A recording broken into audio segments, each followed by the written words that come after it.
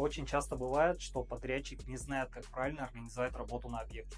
И это приводит к тому, что визуализация и итоговый результат могут кардинально отличаться. Например, мы часто видим, как подрядчик уже покрасил стены и потолки, но еще даже не приступал к плиточным работам. По итогу, после плиточных работ, вся покраска оказывается в пыли, и это приводит к переделке малярных работ. Ставьте плюс в комментариях, и мы отправим вам абсолютно бесплатно гайд по этапам работ. Используйте его для проверки экспертности вашего потенциального подрядчика.